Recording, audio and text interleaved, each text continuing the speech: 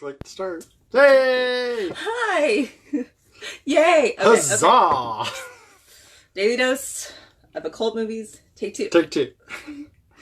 For new watchers, I'm Julie Storman. I'm Sean, Frater MTO. And today's your daily dose of occult quarantine movies to watch. Occult quarantine movies. Yeah. Hope So, you are safe. Sorry we're a sane. little bit late today. Technical difficulties. We're still... He's in tech. Still kind of new to the whole streaming thing, and it works great from some things and not nearly as easy from others. So we tried a new one today, and it apparently wasn't working, even though it looked like it was. But And I don't know if it posted. I don't think it did, but we'll see. We'll keep our eye out for it. If you see a fraction of a video post that was like 10 minutes long, yeah, and I'll probably delete it. But it was just boring because we were just sitting there trying to figure it out. Riveting entertainment. Riveting. Edge of your seat. Popcorn munching fun. So anyway. Popcorn. So what are we talking about? So hi! Welcome back. I hope you are staying healthy and safe and sane in this climate right now. We are trying to dig into some fun stuff to do occult-wise. And do you want to be the only sane person in an insane world? Or do you want to be the only insane person in a sane world? I don't think there is such a thing as a sane world. Thank you. So don't worry about being sane. Everything she just said, except the sane part. You know, we did just post a mental health thing today on Yoms. Yeah, well, you know. Anyway, back to fun stuff. So, wanted to chat about some of our favorite movies, some of my favorites, some of Sean's favorites. Occult movies. Occult movies in no particular order. No particular order. Just making it up. So, also, we were looking today, because obviously we rambled off a whole bunch that we both know and watch and love. But then we were like, well, maybe we should do a search, because there's always some of those ones you've seen years ago and haven't watched in a long time. Or forgotten about. Yep. So I did a search. There are literally like hundreds of occult-themed movies. A lot of them, there's a lot from like the 70s, and they're a little bit more horror-ish, but they're also very occult-themed. So, also some kitschy ones. If you're looking for something to watch and we don't touch on it for you, man, Google occult movies and you'll find a whole bunch of them. And hopefully they're available on Netflix or Hulu or a streaming service whatever service you subscribe to. If not, Google Play has a huge library that you have to buy or rent. But also a lot of these older movies sometimes just aren't available for streaming, unfortunately. Mm-hmm. But do the best. And some of them, people will like literally record them and put them on YouTube. Mm-hmm. And sometimes even studios will put them on YouTube. Don't know if I ethically. No, sometimes studios will put them on YouTube. Sometimes they will. And just put it out there because they realize they're not making money off it in any other way. Mm-hmm. So they're trying to increase followers or whatever by throwing some movies out there. So sometimes studios do that themselves too. And if you have any other ones that we haven't mentioned or that we don't mention in this, let us know. Drop a comment. Yep. Share your knowledge and wealth with everybody. So what's your first one? Now, this is my favorite witchy movie. I know what it is.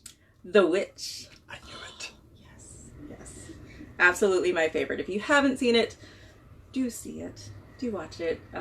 Definitely probably one of the best portrayals of sorcery that I feel most connected to. So yeah, that's my number one. I will throw out there, if you're not really good at following Old English, watch it with subtitles.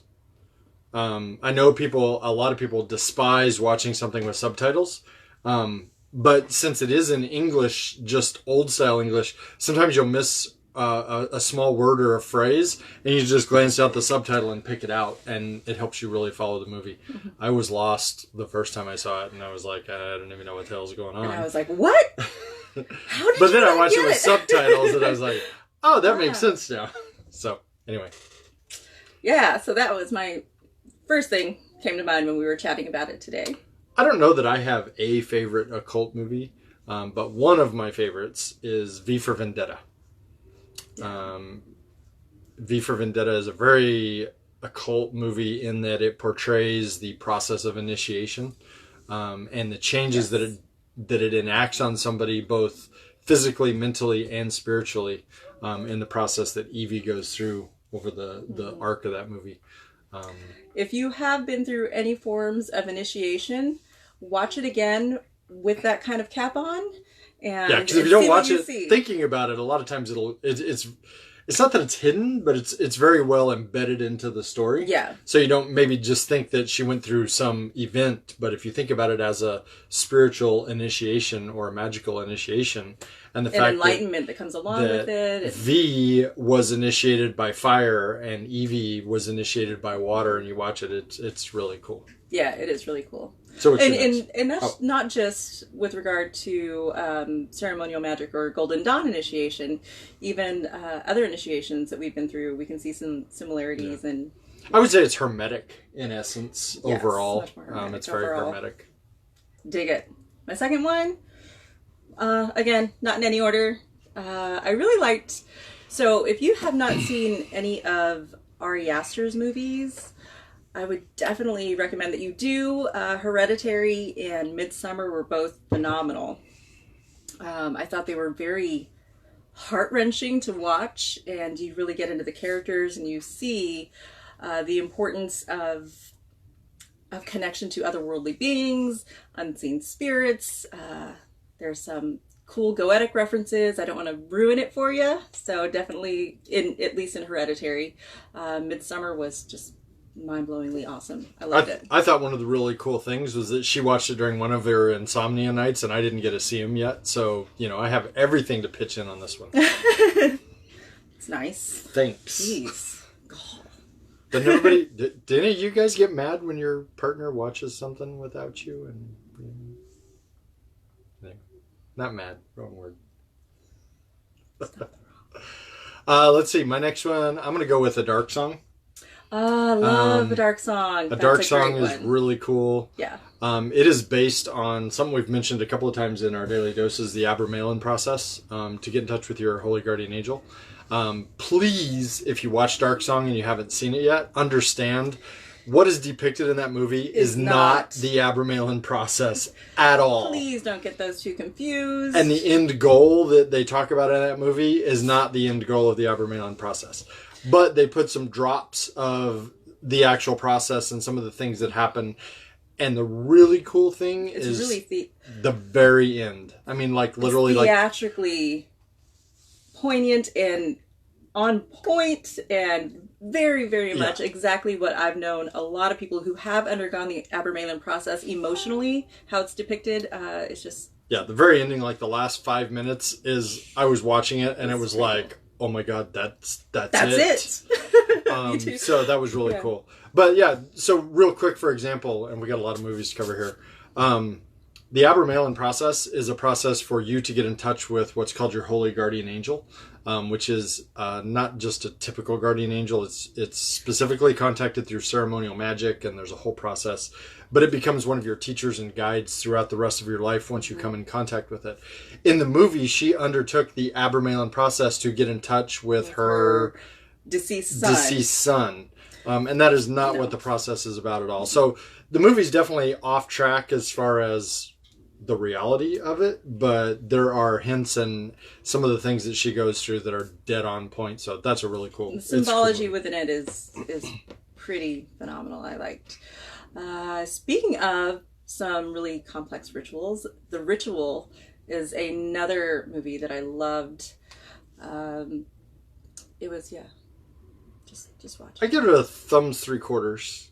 I wasn't as impressed. It was good. I mean, it's an occult movie, and I dig occult movies, so that was cool. But there were a lot of questions left at the end that was kind of like, why would they just leave that hanging like that? I thought. Mm-hmm. And then most of the... I will say this. It was a great suspenseful thriller.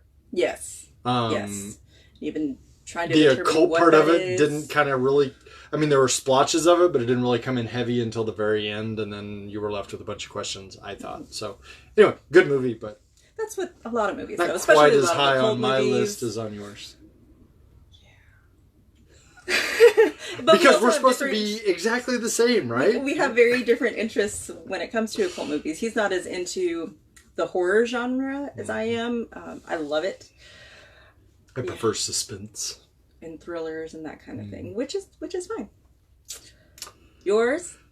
I'm gonna go back with. I'm gonna go back to the '80s with one. Defending Your Life. I've not seen that. I know you haven't. We've talked about it. It's I will say it's borderline whether it's truly an occult movie, but it's about the afterlife. Man dies and goes to the afterlife, and it's about this whole process. He goes through the afterlife, and even in the afterlife, he's still being tested through the process. And it's lighthearted, it's funny. It was written, directed, and stars Albert Brooks, who was the voice of the dad on Finding Nemo. Lighthearted, funny. And a cult. But just to give you an example, there's a place that they go in the movie called the Past Lives Pavilion. And you go there and there's this giant mirror, and then all of a sudden it fogs out and somebody you were in a past life appears. So there's a reincarnation aspect. It's a cute movie. Regression aspect. Really cool. Cool. So I enjoyed it. I'll have to see that one. My next one is one of my favorites again. These are all my favorites. I like movies. They can I all like be your movies. Yeah, they can. Practical Magic. Who doesn't love Practical Magic? Who doesn't know every word to Practical Magic? I like it, but I don't know every word. I'm weird like that though. I remember. It's a cute, kitschy, witchy movie. I think it's amazing, and I think there's a lot of. It's actually not kitschy. There's some a serious lot of parts validity to it. Yeah, in some of the things that happen in the movie. I'm trying to make sure not to go into too much detail if you haven't seen some of these, and I have a copy of Practical Magic. It's in storage in Denver that I have to get to a friend. I'm going to have to find the box it's in. I feel terrible that I haven't sent it. But I will. Next. I'm going to go with Cloud Atlas. Yes, that was good. It was. We've seen that a few times. You have to watch Cloud Atlas. It's an incredibly complicated movie. Very mental. If you haven't seen Cloud Atlas, what I have to tell you is when you start watching it, you will be confused. You will feel like you don't know what the hell is going on, and you won't know what the hell is going on. If you go to a theater, so we saw Cloud Atlas in the theater. We did. We went for the first time in theater, and you're so confused, you almost want to walk out of the theater, but because you just paid $20 for a ticket, or 12, whatever the heck it is, you don't, and you stay there. And then you get through it, you get halfway in, now you realize what's going on, you're like, and then the way it comes together is incredible. Yes. It's much easier, if you're watching it at home, to get 20 minutes in and go, I'm not watching this. This is stupid. So if you haven't seen it and you put on Cloud Atlas, push through, because you will be confused at the beginning. It was almost meant to be that way so that everything drops into place a little bit later in the movie. But there's a reincarnation aspect to it, and it's stories spaced over time that they jump around, and it's not until the very end that they bring all those together, and it makes total sense, and it's an incredible movie. It's a good movie. It's one that just by the end, it's one that you will literally think about and probably talk with somebody like your partner about for weeks afterwards, being like, oh my gosh, did you think about this? And then watch all kinds of YouTube analyses, and that's always fun too. My next one is another good one. Very... they're all good, right? They are all good. That's why they're on our list. I don't know what the word is, but I love The Craft. It's fun. It puts me in kind of a nostalgic mode.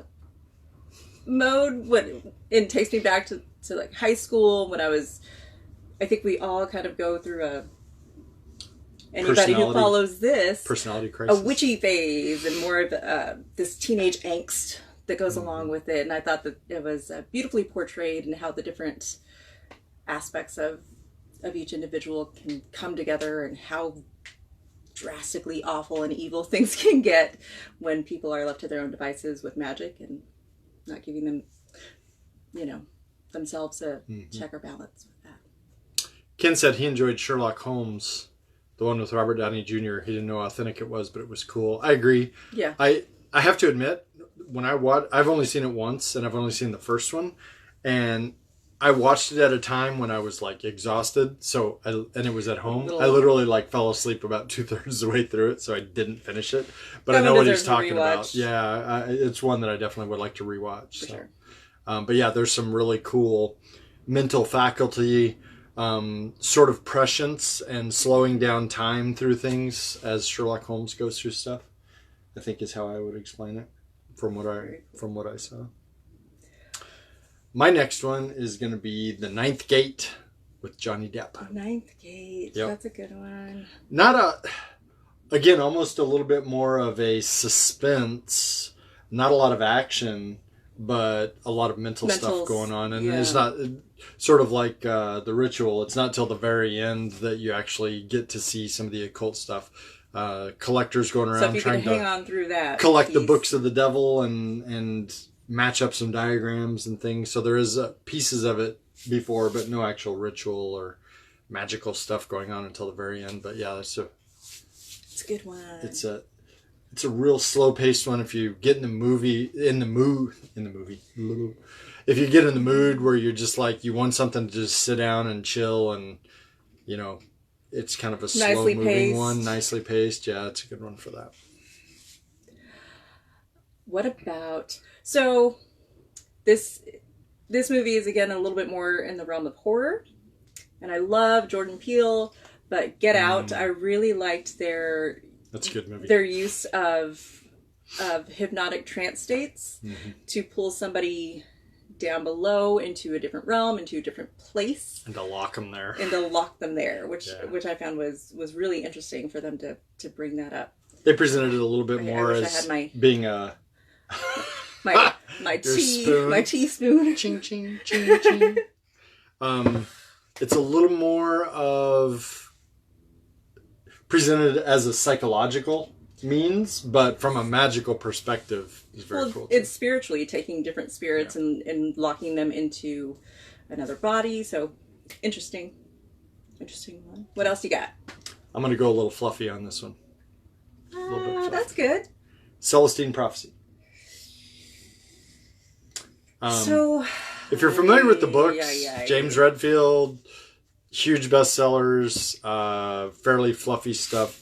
Here's the thing, his books, while fluffy in content, the ideas that he has in them, I think, are sound. He's got some good principles and things, and they're just written as allegories. I mean, it's literally written... That's the part that I can respect. Yeah, it's written... I love Celestine Prophecy. Parables. It's a parable. The whole book is a parable. Mm-hmm. And the movie, from my perspective, what I like about the movie is that the movie is about... They try to present it as like adventure and all this stuff in it. But really, the whole idea behind the Celestine Prophecy is the elevation and evolution spiritually of mankind. I do... And that's very Rosicrucian, and I totally dig that aspect. That aspect is good. I do like that. I do have plenty of bones to pick with thought processes. Leaps in logic when it comes to people saying, for example, like The Secret. It can lean a little bit into that territory, at least in some ways. Yeah, a little bit. And sometimes can place blame almost like on the poor me aspect of spirituality, for example. I don't think that... Well, it's funny you mention that because poor me is actually one of the identities that they use. I know, and that's what I mean. That kind of aspect, I understand where they're coming from. I kind of just... I enjoy it. It's a little uplifting and fun. It is. She doesn't. She's too witchy for that. Makes me feel a little icky inside. And like I said, admittedly, it's a little fluffy. I totally admit that, but I still enjoy it. Don't piss off some of our viewers here. Fluffy. Yeah. Thou shalt not piss off the queen. Next. I just did. My turn? Your turn. What else have I got? Wicker Man. Wicker Man's a good one. Watch it. Wow, that was short. I don't want to. Some of these I really don't. If you haven't seen it and you are stuck inside, I want you to have a pure experience. But just kind of giving you a little bit of a rundown of some of the ones that we find psychologically stimulating and spiritually. I'll delve into your world a little bit. The Omen. Ooh. All of them. Those are good. 3 of them, I think. And then the remake of the first one. Yeah. The remake was all right. It was... a lot of people griped about it, and like with a lot of remakes, they're like, oh, they tried to change this or that. I thought shot for shot, it was really close to the original. Obviously, there were some differences, but yeah, The Omen 1, 2, and 3, and then The Omen remake. I dug those. End of Times, Biblical Prophecy. I enjoy me a good End of Times movie. Speaking of the prophecy, yeah, that's another it's a really good one. Back to the 80s again. Yep. We're on an 80s throwback here. A little bit. Yeah, Prophecy was good. I will go with, let's see, I got to go to the list here now. Right. We'll stay with the 80s. The Dark Crystal. Yes! Yeah! That's a great movie. It's an awesome movie. Yes. I have not yet watched the Netflix series. I have not either, but I've heard it's amazing. But I want to. We're going to be talking about TV shows tomorrow. I don't know if we'll have enough time. Daily dose of occult TV shows tomorrow. Yes. But yeah, the Dark Crystal. I think one of the things I really like about the Dark Crystal... No, I can't say that. Dang it. What? I don't want to ruin it. I know. See? You can't... We have a fly. No, that's what I was just saying. Yeah. Anyway, Dark Crystal. It's a puppet movie. It was done with puppeteering by Jim Henson and his studio, and the puppeteering work is great. The story is great, and where it goes at the very end and brings things together, that's my hint, is really cool. I also like Constantine. Constantine's a good one. And it's a very controversial one. Yeah. Because Constantine came from a comic series, and the movie was almost nothing like the comic, so a lot of purists went crazy over that, and I get that, because when it comes to some comics, I tend to be purist as well.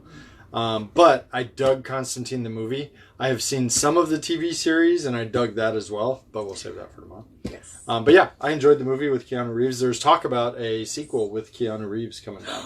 Ooh, that would be cool. So yeah, I dug the movie Constantine. Again, End of Times prophecy type stuff. Yes. Battling demons. Same vein. Battling demons or angels. Which is it? Fallen angels? What do we do? But yeah, I enjoyed that one. That's good. That's a good one. All right, let's go back to your world again. Oh. Warlock. Yeah. Warlock. Enjoyed Warlock. Probably one of the first real occult type movies that I watched as a teen. Mm-hmm. Enjoyed the first one. Second one, not quite as good. Third one, I really liked. I like the first one best. But... I think I like the third one best. Really? Yeah. The one with the teenagers? Yeah. Yeah. They get into That's a good one. They get into a little different lore with that, with some rune. They focus more on runes Nordic. And call themselves druids. And, yeah. But then the warlock himself is still the big baddie in that one. So I really enjoyed the third one. But yeah, I would say watch all 3. Back into my world. So Blair Witch, don't know how you feel about Blair Witch. I get that there's a lot of controversy with it. I know how I feel about Blair Witch. That's pretty good, actually. Thank you. I missed the nasal running there, but yeah. Maybe that's a good thing. Hey, So I enjoyed Blair Witch 2 a whole lot more than I liked any of the other ones. Blair Witch 2 was just creepy, and there's an actual compass round, some camera angles of something to that effect.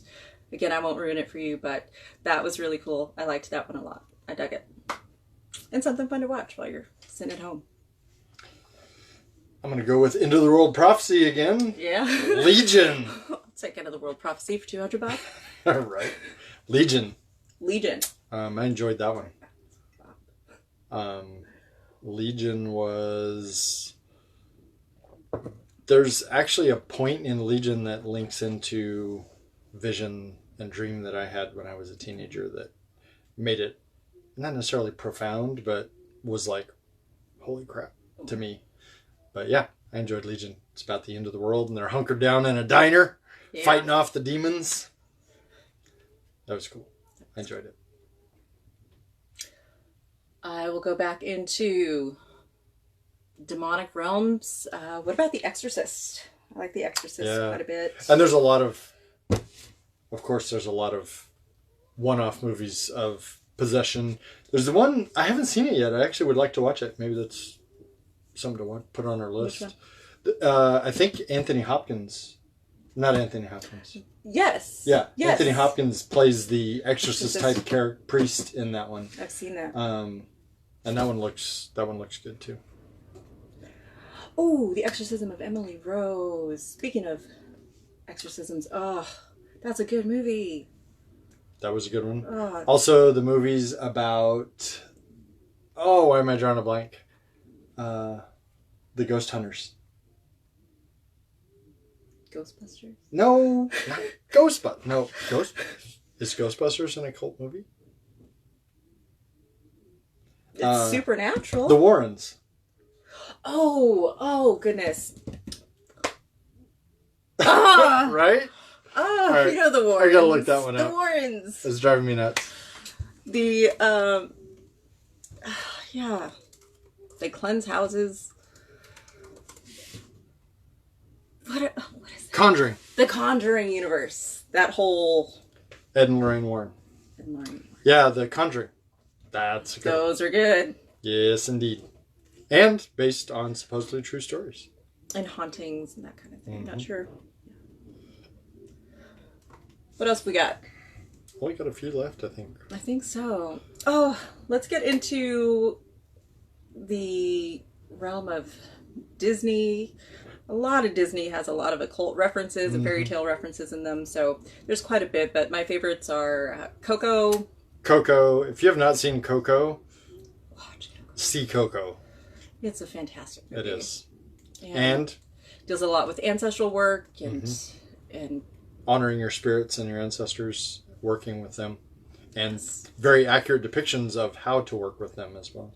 Yes, how to remember them, how to even construct an ancestor altar, and how important it is to have somebody on an altar and what that could possibly mean for the afterlife. And I'll throw into there Moana.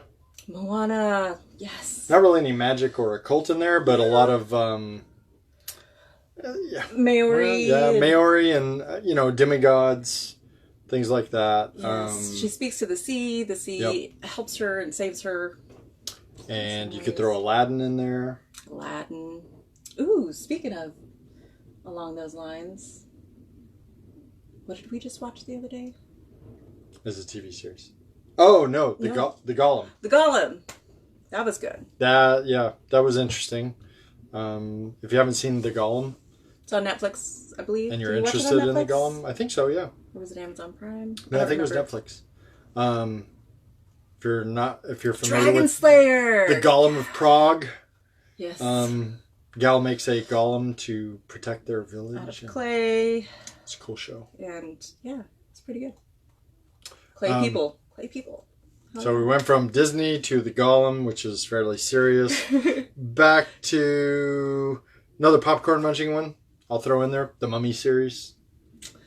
Yeah, I'm not first. On those. I like the first one. Second, third one got a little hokey and out there, but I enjoyed the first one. Again, popcorn munching. I like the sexiness of it. Popcorn munching occult movie. It's a decent one for that. Yeah. So, lots of cool ideas. We will put together a list of things that we've discussed and drop a comment or a link so that you guys can refresh and not have to watch all of this again. I got one more. I do. It's not really magic, but it definitely deals with occult type themes. The Matrix. Matrix. Mm-hmm. Yeah. More psychological. Awakenings and initiation again, yes, kind of like V for Vendetta. There's no magic in V for Vendetta, but there's definitely a theme of initiation and occult thinking, and The Matrix, I think, falls under that umbrella too. And that, I think, finishes my list that I had. Yeah. So yeah, what are your favorite occult movies? Drop us a comment, let us know. Ken, you already dropped a couple. Yeah. What are your favorites? Wolfman with Anthony Hopkins, he dropped. Yeah. I suppose we could go into, it's a little more horror, but like the Blade series. Yeah. Blade, vampires, werewolves. I enjoy those. Those border on the line between occult and fantasy a little bit. Yeah, I was trying to keep some of the more fantasy ones out, but yeah. So that's some of our favorite occult movies that we have watched and enjoyed. Hopefully, if you haven't seen some of them, you're able to. If you do have any questions about where to locate some of these, we might be able to Google some stuff up if you don't have the availability to. We'll try to post a list of these and where they might be available so that you can watch those, and we'll post a list. Yes. And thank you to the people that have been sending us private messages, asking questions. Thank you so much for just being here and giving us all the great feedback and how much you're loving these videos. It means a lot to us. So thanks. And tomorrow's Daily Dose will be TV occult themed programs that we have enjoyed. I'm excited for that one too. There's so many of them that have been canceled. They all get canceled. They all do.